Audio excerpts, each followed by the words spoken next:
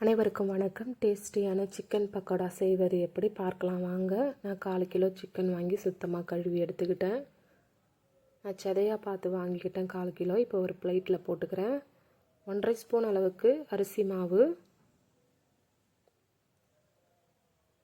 1/2 spoon அளவுக்கு கடலை மாவு,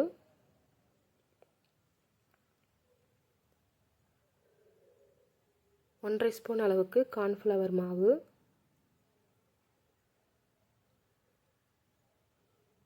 தேவையான அளவுக்கு உப்பு சேர்த்துக்கிறேன். கலருக்கோசரம் காஷ்மீர் மிளகாய்த்தூள் 1/2 ஸ்பூன் அளவுக்கு சேர்த்துக்கிறேன். காரத்துக்கு ஏற்ற மாதிரி தனி மிளகாய்த்தூள் 1/2 ஸ்பூன் அளவுக்கு, தேவையான அளவுக்கு மிளகுத்தூள் சேர்த்துக்கிறேன். 1/2 ஸ்பூன் அளவுக்கு இஞ்சி பூண்டு விழுது சேர்த்துக்கிறேங்க. நான் இஞ்சி பூண்டு கூடயே தேவையான அளவுக்கு மிளகு சீரகம் சேர்த்து அரைச்சி எடுத்துக்கிட்டேன். இப்போ நம்ம தண்ணி ஊற்றாமல் நல்லா பிசைஞ்சு விட்டுடலாம். சிக்கனில் ஆல்ரெடி தண்ணி இருக்கும், அதனால் தண்ணி ஊற்ற தேவையில்லைங்க. நல்லா பிசைஞ்சு விட்டுடணும். அந்த இஞ்சி பூண்டு விழுதெல்லாம் சிக்கனில் நல்லா ஊறணும். ஒரு 5 நிமிஷம் தனியாக எடுத்து வச்சுக்கிறேன். கடாயில் தேவையான அளவுக்கு நான் எண்ணெய் ஊற்றிக்கிட்டேன். எண்ணெய் நல்லா சூடான பிறகு இப்போ சிக்கன் எடுத்து ஒன்று ஒன்றா போட்டுடலாம்.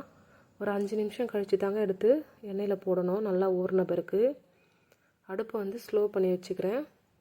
இப்போ நல்லா வெந்து வரணும். பாருங்கள், நல்லா வெந்து வந்திருக்கு. இப்போ திருப்பி விட்டுடலாம். உள்ள சிக்கன் நல்லா வெந்து வரணும், மேலேயும் நல்லா வேகணுங்க. அரை வேக்காடா எடுத்துட்டோன்னா உள்ளே சரியாக வேகாது, மேலேயும் மாவு மாதிரி இருக்கும். அதனால் நல்லா வேக வச்சு எடுத்துக்கணும். ஒரு 10 நிமிஷம் கழித்து நல்லா வெந்த பிறகு இப்போ எடுத்துக்கிறேன். நல்லா கலரும் மாறி வந்திருக்கு பாருங்கள். இப்போ எல்லா சிக்கனையும் நான் எடுத்துக்கிறேன். நீங்கள் எவ்வளவு சிக்கன் வாங்கினாலும் சரி, அதுக்கேற்ற மாதிரி இஞ்சி பூண்டு விழுது மாவெல்லாம் சேர்த்துட்டு நல்லா பிசைஞ்சு விட்டுட்டு ஒரு 5 நிமிஷம் 10 நிமிஷம் நல்லா ஊற வச்சு அதுக்கப்புறமா எண்ணெயில் எடுத்து பொரித்து சாப்பிட்டு பாருங்கள், ரொம்ப சுவையாக இருக்குங்க. இப்போ நான் எல்லா சிக்கனையும் பொரித்து எடுத்துக்கிட்டேன்.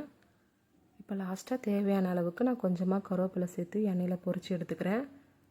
உங்களுக்கு விருப்பம் இருந்தால் நீங்கள் கருவேப்பிலை சேர்த்துக்கோங்க, இல்லைனா விட்டுருங்க. ஏன்னா கருவேப்பிலை இந்த வெங்காயத்தெல்லாம் நம்ம சிக்கன் கூட வச்சு சாப்பிடும்போது ரொம்ப சுவையாக இருக்கும். இப்போ கருவேப்பிலை நல்லா பொரிஞ்சு வந்துடுச்சு. இப்போ நான் எடுத்துக்கிறேன். இப்போ அப்படியே எடுத்து சிக்கன் மேலே போட்டுக்கலாம். அவ்வளோதாங்க, சிக்கன் பக்கோடா ரெடி ஆகிடுச்சு. இது செய்கிறதுக்கு ரொம்ப ரொம்ப ஈஸி தான். லாஸ்ட்டாக கொஞ்சமாக லெமன் சாறு சேர்த்துக்கிறேன். லெமன் எதுக்கு சேர்க்குறோன்னா அந்த புளிப்புத்தன்மை சாப்பிடும்போது ரொம்ப சுவையாக இருக்கும், புளிப்புத்தன்மையோடு சாப்பிடும்போது. இப்போ ஒரு முறை நல்லா கலந்து விட்டுடலாம். இப்போ ஒரு சிக்கன் எடுத்து நான் புட்டு காட்டுறேன் பாருங்கள். மேலேயும் நல்லா வெந்து வந்திருக்கு, உள்ளேயும் நல்லா வெந்து வந்திருக்குங்க. நீங்களும் இதே மாதிரி ட்ரை பண்ணி பாருங்கள்.